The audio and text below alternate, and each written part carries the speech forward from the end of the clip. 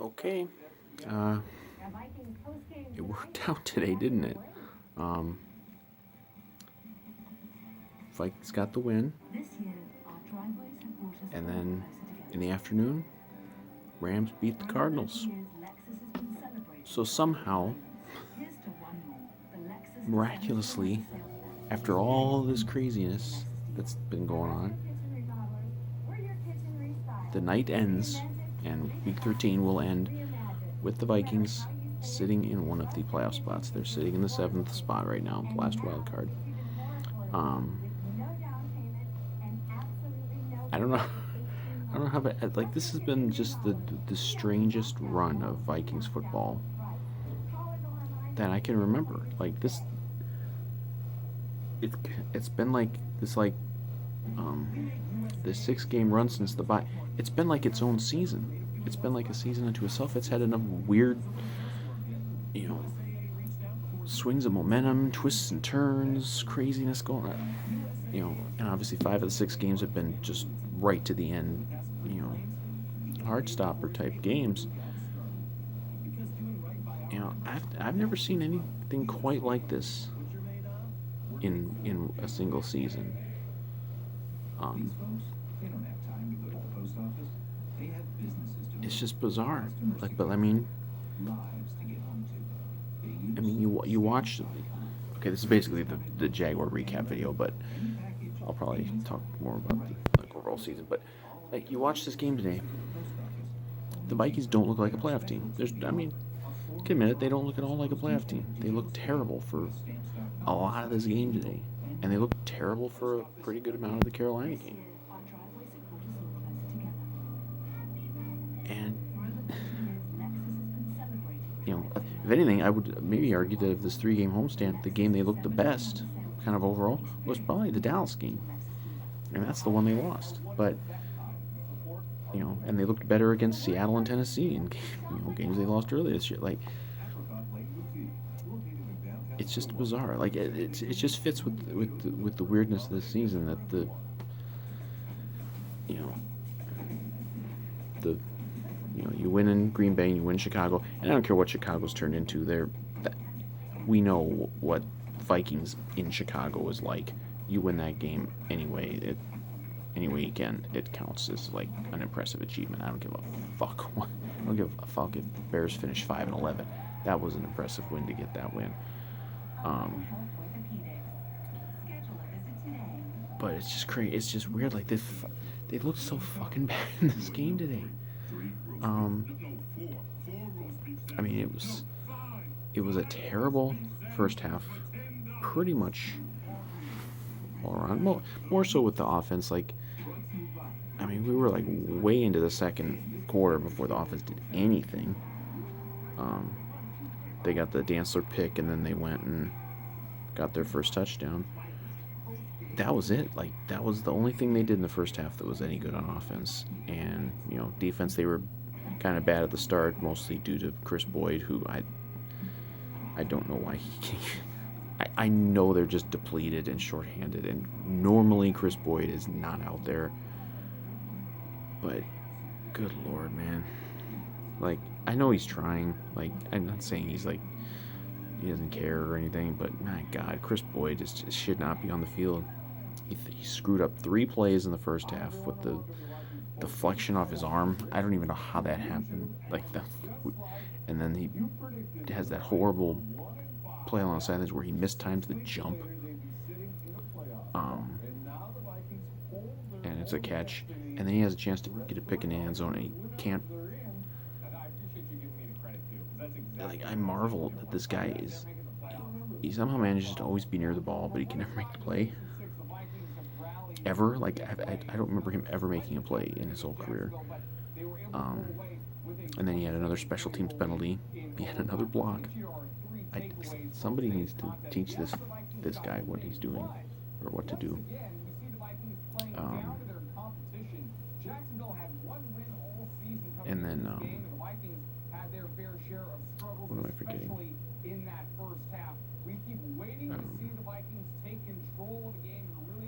Oh, there was the one where they had a chance to pin Jacksonville deep on a punt. And this fucking guy, he like steps on the end line, and it's a touchback for no reason. Like why? Like he can't do anything right. He's terrible. Um, you know, he can't be on the roster next year. I know they're kind of shorthanded in a big way, but he can't be on the roster next year. But yeah, first half, you know, you're watching, you're like, okay, they kind of got beat on a couple of fluky plays, so they'll be fine. Defense was fine in the second half for the most part. We'll get to it. You know, first first goddamn play of the third quarter. You know, you get the ball. Hell, they even kick off out of bounds. You're like, you got good field position. You're only down 9-6 after a terrible first half. You're like, okay, we're gonna get this figured out. First fucking play, Kirk throws the ball to Dalvin. I don't know what. This was a bad game from Dalvin. I don't know what he's doing. Like, look for the ball, dude. Like, you know your offensive line is bad. If anyone should know the offensive line is bad, it should be Dalvin Cook. You know, it's obviously going to be a quick throw. He's just like off in the world. Guy Jacksonville picks off, pick sixes it, and it's like it can't happen. That can't happen. You know, you could say Kirk shouldn't throw that ball, but he's not thinking that Dalvin's just going to, you know, never look back for the ball.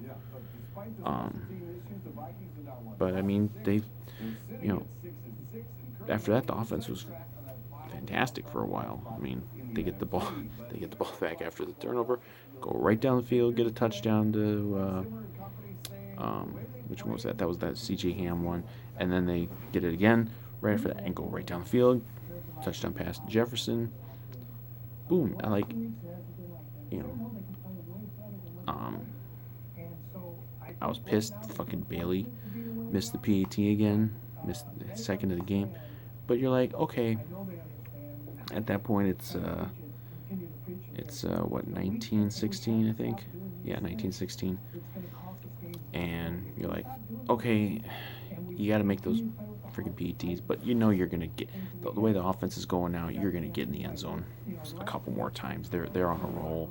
Defense is kind of shut it down a little bit. You're gonna be fine. And then you get the fumble. The Jordan Brailford, who I literally I know that they have a lot of roster turnover and stuff this year and they have the expanded practice squad and all that stuff. I had literally never heard of Jordan Brailford until today. I have no idea who he is. I have no idea where he's come from. But he made a big play today. He got the fumble, and boom, you're going right down the field again. You have first and goal at the one. The most insane thing about this game is the fact that the Vikings had a. I missed the safety. They had the safety too. No, they didn't have the safety yet. I'm getting mixed up. No, they had the safety. The safety was before that. See, so they had to see. What was it? The Cook fumble. Yeah, that was what what I missed. Yeah, I'm getting all mixed up with the timeline of things here. So yeah. Anyway, you know, you have the Cook fumble at the one, and yeah, the fumble. I'm getting so mixed up at this point. Too bad I can't really edit. Okay, point being, for offense was humming. Even the series where Dalvin fumbled at the one, like the offense is just going. Like they're moving the ball. Even on the ground, they're starting to get it going. Kirk's firing the ball all over the place. You know, it's looking pretty good. They couldn't put the damn game away. Because even after, that was the Cook fumble, and then they get the safety. Denable got the safety. So you're up 21-16 at this point. You got to put this game away. And they had 3 possessions prior to like the Jaguars tying it up. They had 3 possessions on offense. Any one of those drives, they score a touchdown. This game is over. And they had 3 possessions. The only time they scored was the one where Dantzler ripped the ball out of the guy's hand, got the fumble, and they already had great field position, and Bailey got the long, like a 48-yarder or something. So even there, they didn't really move the ball. I was really, really fucking disappointed in the offense today. Really disappointed in Kubiak. Like, I'd kind of let it go with the Kubiak hatred. It kind of came back to me because, man, like, I know it's their formula. Okay, you get the lead, especially in the second half lead. Then you work the run, and I'm not opposed to them running the ball. I'm not one of these fans who gets pissed off that they're not chucking 40-yard passes on every play. I'm fine with them running. I'm even fine with them running if it's not necessarily, breaking for big gains all the time. You got to keep with it. But like, you just built your lead that you got with a couple touchdowns. Kirk is just firing the ball all over the place. He's hot. He's fired up. He's yelling on the sidelines. I don't know what he was yelling. I didn't hear any post game about him, but I'm sure he's telling the coaches or whoever, like, let me, unleash me. Let me do my thing. Let Kirk cook. And like, he's firing the ball all over the place. And led you on 2 quick touchdown drives to take the lead. Almost led you on a third shorter drive for a touchdown. And then Kubiak just like puts the whole offense into a little shell after that safety, because they're like, oh, and now we got a 5-point lead. Well, now we don't need to do anything the rest of the game, and they barely even tried. And people rip Kirk on that, like, oh, why isn't Kirk throwing the ball over the field? Like, he ain't calling his own plays. Like, he's probably got some influence, but he's not just calling the plays himself. It's like, I know it's their formula. That's what they like to do. That's certainly what Zimmer likes to do, is run the ball, especially with the lead in the second half. But, and it was fourth quarter by that point. But, the run is not there. You got to use, at that point, even if you want to bleed the clock down, you got to sustain drives, and you're not doing that by running the ball all the time. And they just took the ball out of Kirk's hands. I mean, he barely threw the ball in the fourth quarter. And it's like, you couldn't put the thing away. You got a couple drives that didn't go anywhere. You got the drive then with the field goal. Makes it an 8-point game, but it's still a 1-possession game. I don't care who you're playing, whether it's you're playing Mike Glennon and the Jaguars, or Patrick Mahomes and the Chiefs, or Aaron Rodgers and the Packers. It doesn't matter who you're playing. If you keep just giving these teams you're playing chance after chance after chance, they're gonna get you on one of these. And bad timing was that the drive they did was the one right at the end. And of course, this has been a problem too with the Vikings a couple times this year. Is it's the last drive of the game. We need a defensive stop. A defensive stop on this drive wins the game. And they couldn't do it. They couldn't do it against Dallas. They couldn't do it against Seattle. They couldn't do it against Tennessee. And they couldn't. I guess you could say they did it against Green Bay. That was fun, but they're just the whole team. Zimmer always talks about finish the game and finishing the game. I mean, this was just a really bad example of finishing the game on both sides. Because the defense, you could say it was a very positive game for the defense for most of the game, because they went more than 3 quarters without allowing a thing. And then, right at the end, they let Mike Glennon drive 75 yards on him in like 3 minutes and tie the game up. And it's just infuriating that. And look, I'm never gonna rip Zimmer's defense this year. I'm never going to rip Zimmer. Well, I may rip his defense, the players, but I'm not going to rip Zimmer. Like, I don't know what you can do more than what Zimmer has done this year, especially today. You lose Kendricks before the game even starts because he's doing stretches on the field and something like pops in his leg or something and he's out. Hopefully, I mean, if that's a long-term thing for Kendricks, I, I don't know how they survive. I don't know how they're surviving to begin with on defense. The fact that they've put any quality defensive games out there this year is amazing to me, given what they've got. Um, but I mean, I'm not going to rip Zimmer because look at what he is putting out there. He's put Jordan Brailford. Who the hell is that? That could be an alias for all I don't know who he is. He's out there. He's playing. You got like Todd Davis out there filling in for Kendricks today. You know, you've got rookies, backups. It's a broken record this year, but that's true. Like, and DJ Wanham wasn't out there today because he was hurt.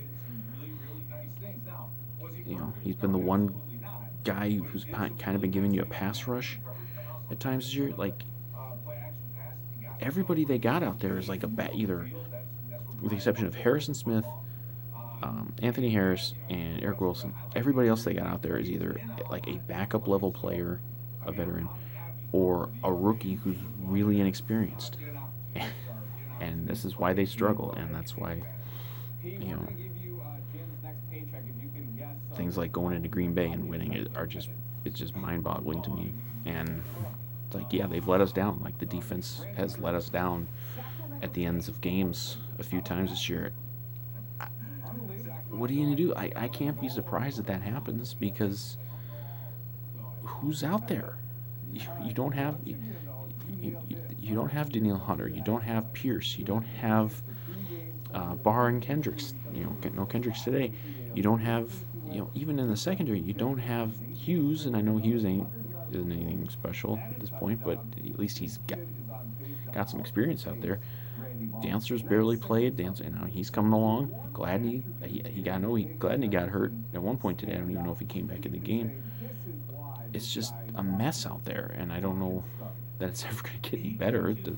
Teams tend to become less injury plagued later in the year, but the fact that they're ever able to do anything on defense this year is astounding to me. So, these people who call for Zimmer's head, I just fucking hate you people, because if you are so ignorant that you cannot tell that Zimmer is doing a hell of a job this year patching this thing together on defense, I don't know what to tell you, because I've said it before, I'll say it again, I think this is maybe the best coaching job he's ever done. Just to keep this thing competitive. But even then, it's still disappointing. I mean, you have a lead and you blow it, just like you had the couple leads against Dallas that you blew. You're hoping the offense can carry the load again. They didn't really carry the load today. They had the chance then at the end. They had like a minute and something left.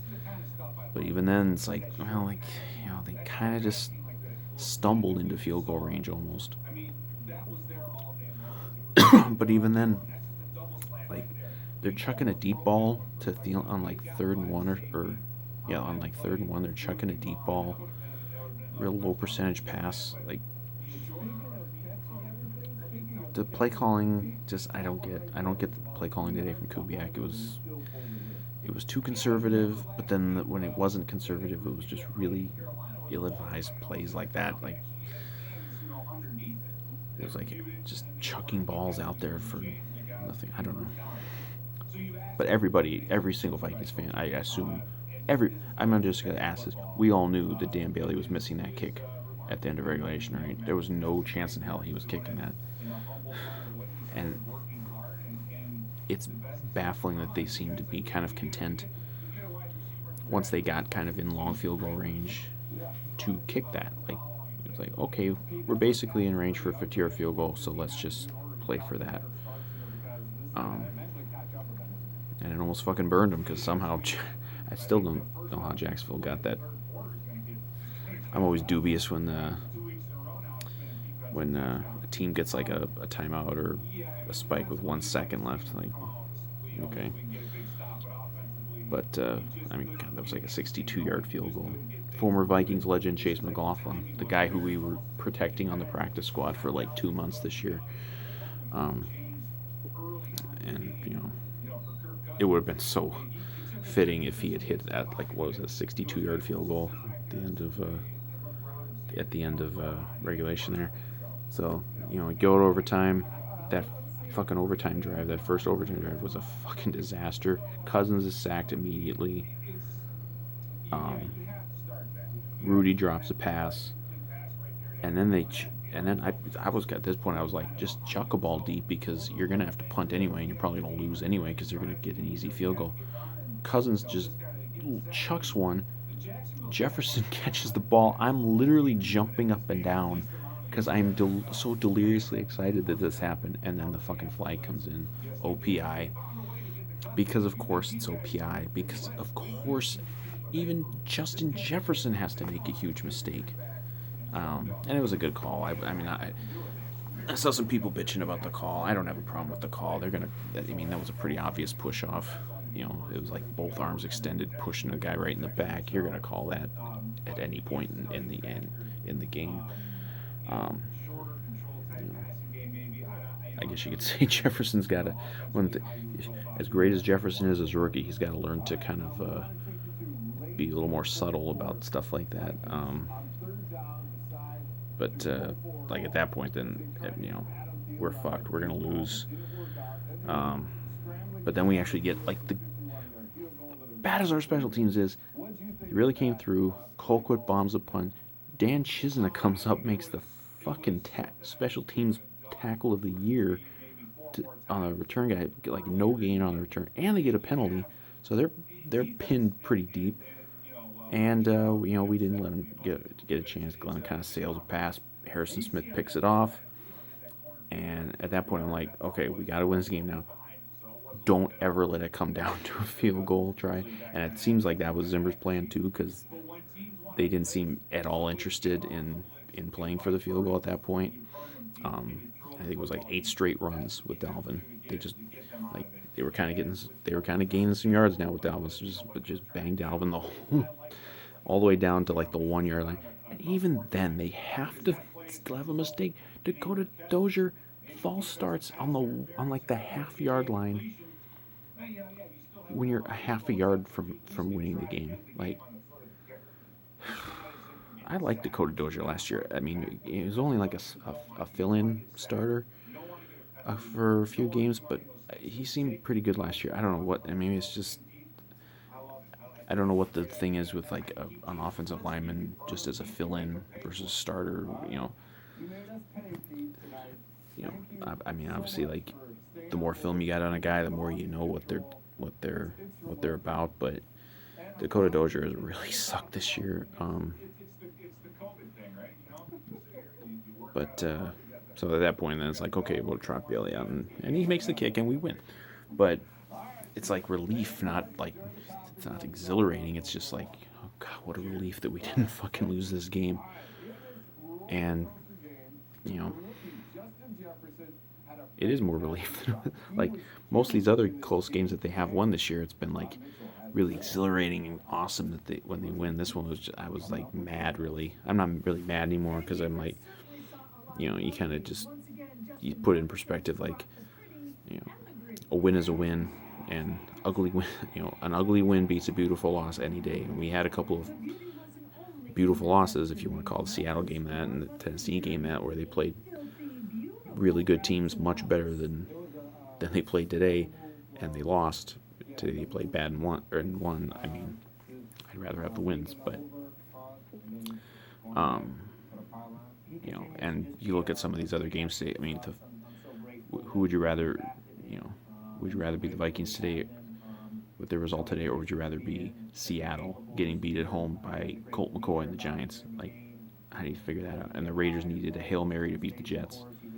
Like, and even the Sunday night game here, the Chiefs barely won at home against Denver. Like, you you just gotta win these games. It doesn't it really doesn't matter if they're ugly or pretty. I mean, every team out there has got every good team out there right now has got an ugly win or two against a team that on paper they should have stomped. Um, and Jacksonville played close to Cleveland last week. They played pretty well against Green Bay. They beat the Colts. I mean, granted that was way back in week 1, but you know you can't overlook anybody. And everyone said this was a trap game, and it actually was a trap game. It fit the definition, and so it basically was a trap game. But they escaped the trap. So now they get Tampa, and they're not going to beat Tampa if they play like they've played the last couple games. There's no chance, and I desperately want them to beat Tom Brady. I want them to beat him so badly. But that will not happen if they do not play a hell of a lot better than they've played the last couple of games, because you can't, you're giving up touchdowns on offense, you're screwing up on special teams, you're having, issues with clock management a little bit, you're having big defensive miscues. It's kind of amazing that you can have the laundry list of mistakes the last couple of games and win against anybody. You will not do that against Tampa. And I don't think Tampa's all that. I'm not one of these national media people who just slurps everything Tom Brady. I think Tampa Bay is an also-ran as far as like a Super Bowl contender. But, they're a playoff level team, and you can't do what you did against Jacksonville and Carolina and beat Tampa Bay. And gun to my head, I don't think they beat Tampa. I mean, it's hard to it's impossible to picture the team that I've seen the last couple of weeks going into Tampa Bay and winning a game. But I couldn't picture them going into Green Bay and winning.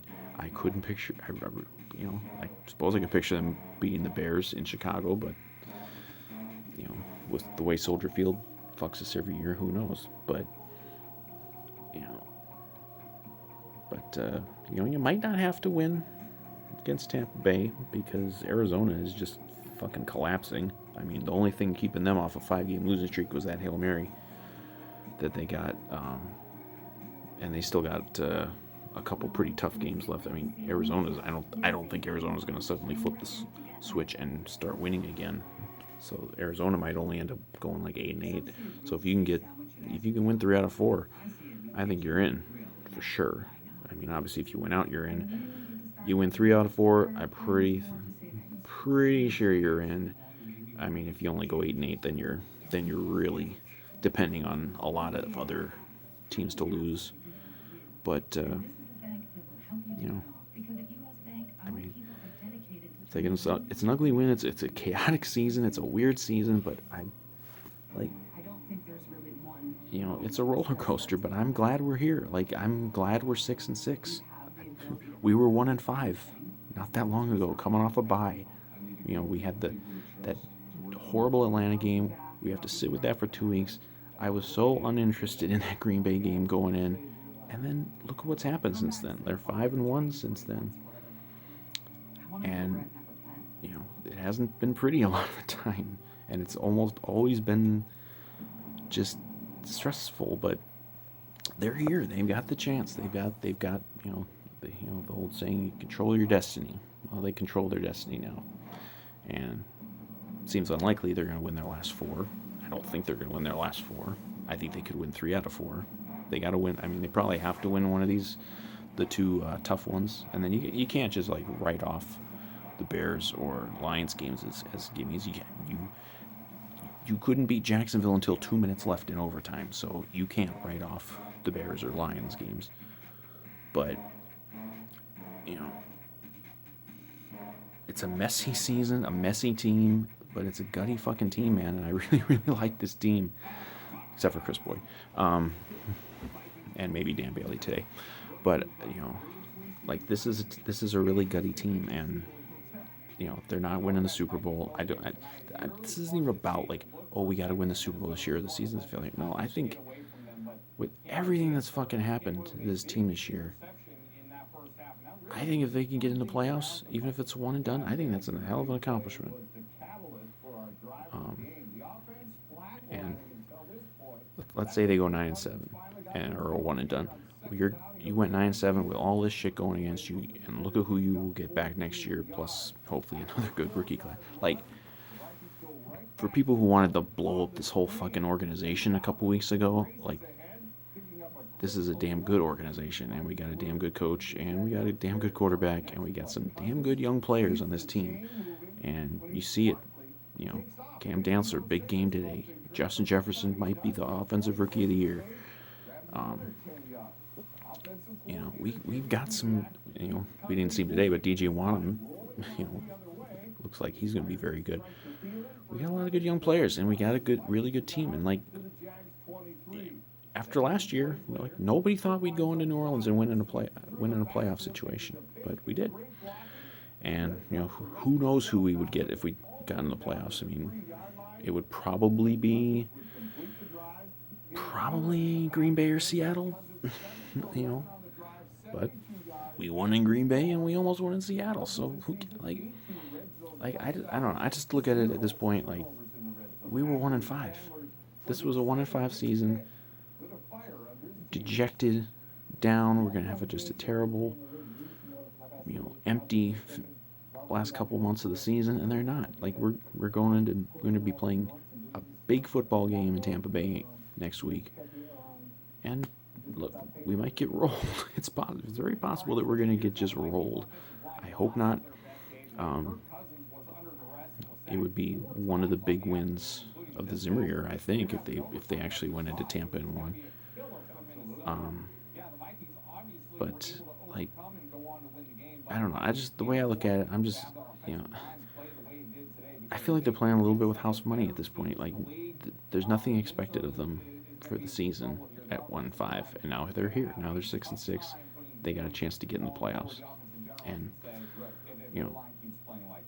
it seems preposterous that they could actually do anything significant in the playoffs with what they've got. But I mean, you got to take your chances, and they got a chance. They have a chance to at least get in, and it didn't look like they had a chance for a lot of this game today. Didn't look like they had a chance for a fair amount of the game last week. Certainly didn't look like it at 1-5, but now they're here. And, it's a roller coaster season. Like, I haven't seen a season quite like this. I can't think of any time there's ever been, like, so many just heart-stopper games in just a short period of time like this. And, think about a roller coaster. Sometimes it's really exciting. Sometimes you puke. And we might have to puke a few more times, but we may also have some more exciting times. And hey, what more can you ask for? It's Vikings football.